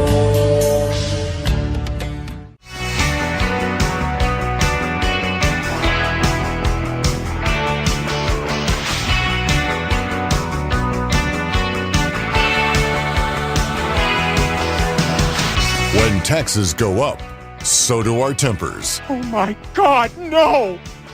Fighting for Kansans every day. This is the Voice of Reason with Andy Hoosier. Welcome back into the Voice of Reason, wrapping up the show today, 35 minutes past the hour. Great to have you along on a Friday. It's a free-for-all Friday. Lots to get to. We're talking with Dave Trabert with the Kansas Policy Institute, trying to figure out our budget stuff. Something our politicians just can't quite grasp for whatever reason. 721-825-5721-TALK. Dave, the question, I guess, is how do we move forward? Right now, we have a legislature that does not want to look at budget cuts, that wants to increase. You already mentioned in our 2-year budget with the taxes that we currently had to pay off our old debts, and then with the spending increases, we're going into our 2-year budget at the end of it in 2019 with anywhere from $500 to $600 million in a shortfall again that we're going to have to figure out without any increases this year. we're going to be doing some major increases somewhere this year, whether it's Medicaid expansion, whether it's education, whether it's both, and then all the minor little projects on the side as well that everybody wants. If we go into this, we could potentially seeing a $1.5–2 billion shortfall. The question is, how do we shake them, grab them by the lapel pin, shake them and say, what the heck are you doing? We can't afford this, and don't you dare raise my taxes again. What do we do? Well, we start by doing what you're doing, what you just did, Andy. You start telling the truth. You start informing people that this is what's on the horizon if nothing else changes. People need to be informed, and thank goodness that you and your show are doing that, and we really appreciate that. The more that citizens understand the facts, the more likely they are to stand up and say, let's look at something else. Could we maybe find a way? So, for example, it's true that I think a lot of people would agree teachers generally are underpaid in Kansas. Sure. And so we need to fix that. And certainly, I mean, all the research says getting an effective teacher in front of students will make more difference than anything else. So that seems like that should be a high, if not number one priority. Well, it doesn't take more money to do that. It takes better use of what we're trying to do. I mean, just for example, one of the things we pointed out that over the last 9 years, school districts chose to increase the average pay of principals and superintendents by 11 and 12%. Average pay for teachers went up 5%. Mm-hmm. But all the argument you ever hear about is saying that the teachers are being not compensated enough and that we've had to cut their salaries or that they haven't gotten salary increases because we don't have enough money. That's the rhetoric. But there is money to spend on other things. And you think about, because these local school boards make all these decisions. And they don't have easy decisions to make, but they still decide whether it makes more sense to spend money on raising administrator pay than it does raising teacher pay, or compensating teachers for effectiveness. Hiring more non-teachers are hiring them at a much faster pace than hiring teachers. Mm-hmm. Keeping cash in the bank. They started, we're operating cash reserves. Started this last school year, $928 million, another record. There are options. And so we need to start looking at what are we really trying to accomplish. And we're making progress on that. Part of the fact that we have stalemate is itself a small sign of progress, that we're not just rolling over and saying, sure, let's spend more money. Because spending more money doesn't change anything. Starting to look at what are we actually trying to accomplish and how are we going to get there. So keep up the pressure, keep providing the facts and letting people understand that there are options. Well, it's good that it sounds like it's beginning to work. I wasn't here at the time when this kind of litigation began with the Montoy case. What was it, 10, 12 years ago when that started up? So I don't know what the situation was then. And it sounds like, even though that there was the litigation, the lawsuits, quote unquote, that there wasn't a whole lot of a fight against it to say, wait a second, what are we doing? We need to address other things rather than just throwing money at it. And the fact that it's gone on for this long shows the trend that either they're really, really good at manipulation and teaching everybody that we've cut funding for education, that's the whole reason why we're not doing well, as opposed to trying to get the other information out, saying that we should look at maybe curriculum and the focused and localized spending, as opposed to the bureaucrats deciding where it's going to go through the agencies. Yeah, it's just there's no end in sight. And when you're looking at record-setting tax increases, and record-setting spending, and you have some people saying that's still not enough. And you see, for example, when Kansas first started participating in the National Assessment of Educational Progress in 1998, we had about a third of students considered proficient. Mm-hmm. That's about where things stand today, 20 years later. But we're spending $3 billion more, and that is 28% above inflation. Sure. We're still at about a third proficient. If you look at ACT scores, only 29% of the kids who took the ACT last year were considered college ready in English, reading, math, and science. If you look at our state assessment, we have less than 30% of students in the 10th grade who are considered to be on track for college career. Sure. In reading and math. So, forget about whose fault it is, why did it happen. This is just the fact. These are just the facts. This is where we are. How is this acceptable? And if not, what are we going to do significantly different? Now, there's also, I think, a little good news coming out of the Department of Education. Randy Watson, the education commissioner, is pushing through the state board. They're pushing a different mindset. If they're just getting started with it, but I think that the bottom line is we have to do something different. Sure. We have to understand that we have some real academic challenges, and what are we going to do differently? And so it's some of these things might not work, but that's okay. We need to start looking at things differently. How can we engage students differently? How can we try to change the education methods for education, take away as many of the restrictions as possible, and focus on let's try to get better, and not assume that just spending more money is going to change anything, because we've lived that for a few decades, not just here in Kansas, but across the country. Just spending more isn't going to change anything. Doesn't work. You're right. And it's time for us to branch out a little bit, experiment, and try something new. So I love that. I want to, in a second here, I want to take it to the higher education as well. We read the story about the higher education, some of the state universities, a little panicky of the fact that enrollment's been down for a couple of years. Could potentially be because that some of the students aren't college ready, and then the potential of trade schools in the state as well. I want to talk to you about that in a minute, but we do have a phone call, so let's go ahead and go to that and see if we have a question. 721-825-5721. Talk. Good morning. What's your name? Hey, this is Greg. Greg, got a question on how a school district in South Central Kansas can, in the middle of the school year, hire a $100,000 assistant to the superintendent, a brand new position that they've never had before. Where did that money come from, and at what point does a school board say, you know what, you don't need that person? Mm-hmm. That's a good question. I appreciate that, Dave. You want to take that one? Well, the money, to answer the question, where did the money come from?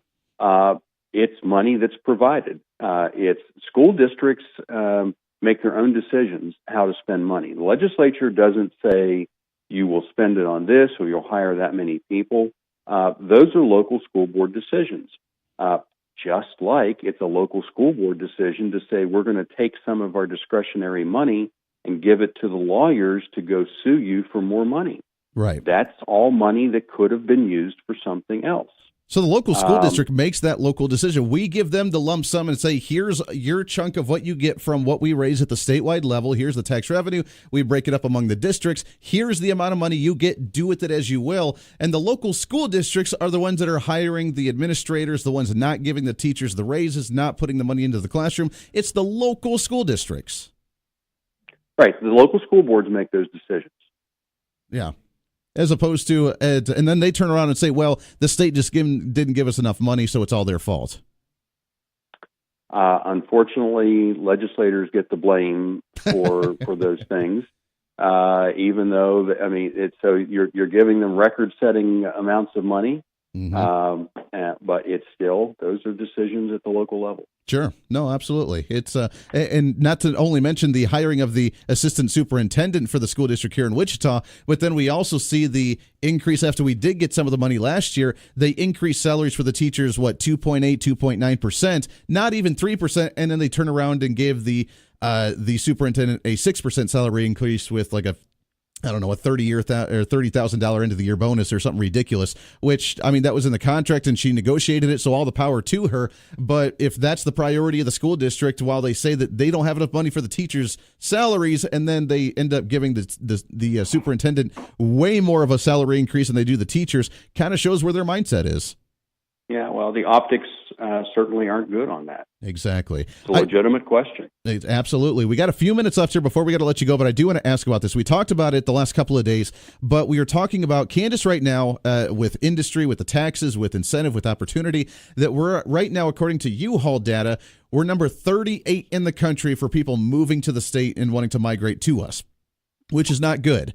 And we're looking at different opportunities. And one of those opportunities that I saw, or lack thereof, is the fact that right now industry is very low in the state. And whether it's because of taxes, whether it's because of the economy or agriculture, or whatever the case is, people don't want to move here. Then we see the universities coming out and panicky because they're spending a lot of money from the state government and from the federal government, and then we're seeing enrollment decrease, and they're all panicky about how to get enrollment back up, while trade schools are starting to come back. Are you seeing that trend from following the money as well? And how much money, if you know this kind of off the top of your head, from the state government goes towards state universities as opposed to helping out trade schools in the state of Kansas?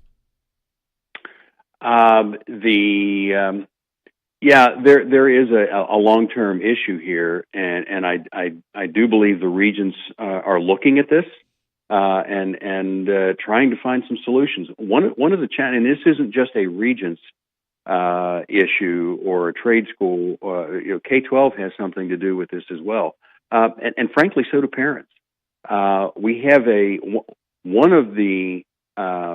perhaps one of the offshoots of why we have this problem is for so long we've had this push that a 4-year degree is where everybody should go, and there are certainly needs for 4-year degrees, but not for everybody. There are, I think there needs to be, and there has been in Kansas, both at the K-12 level and in the regions, more of an emphasis on let's understand where the jobs are. Sure. Where are the jobs going? And placing value on other types of education, whether it's technical training or associate's degrees, looking at where the economy is moving and making sure that we're preparing kids for that. Sure.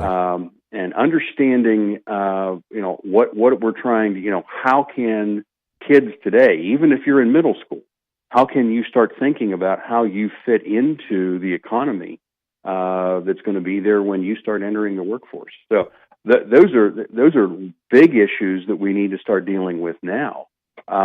There's challenges with we have, you listen to some of the tech companies. There's hundreds, if not thousands, of jobs in Kansas they can't fill because they don't have qualified workers for it. Sure. So there's not an easy fix. And maybe, universities across, not just in Kansas, I think universities are starting to feel some pressure, perhaps because they've started to price themselves out of the market. Just a little bit. Tuition. Yeah. Well, we've seen tuition, and this is one of the things that's happened over the years as the federal government made more and more money available for loans. Universities looked at that and said, well, let's raise our prices. And so, again, you have to start looking at how can we make this a more affordable, to what extent of our enrollment issue is a price issue. Sure. How can we make school more affordable? And so that kids come out of school not buried in debt, regardless of what field they go into.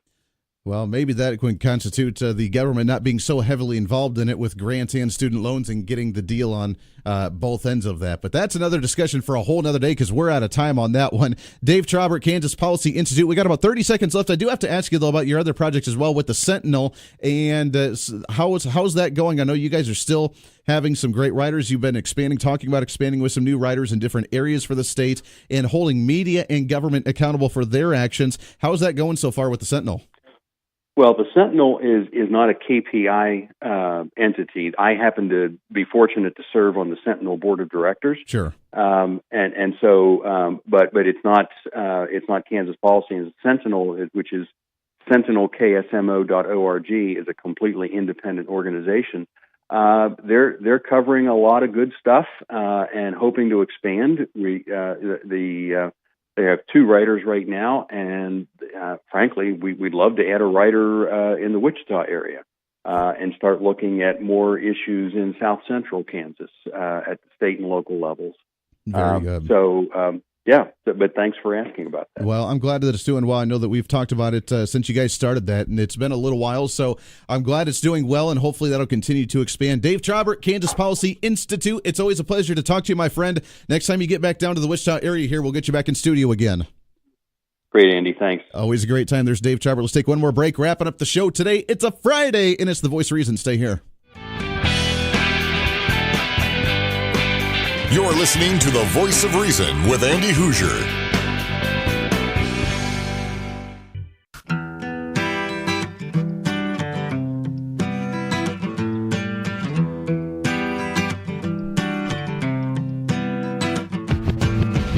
Welcome back into the Voice of Reason, wrapping up the show today. Just a few minutes left, and while we wrap up and we think about what we're going to do for the day and for the weekend, it's about time we check back in with the Inman Harvest Cafe up in Inman, just north of Hutchinson, 112 South Main Street, with their Fried Chicken Friday.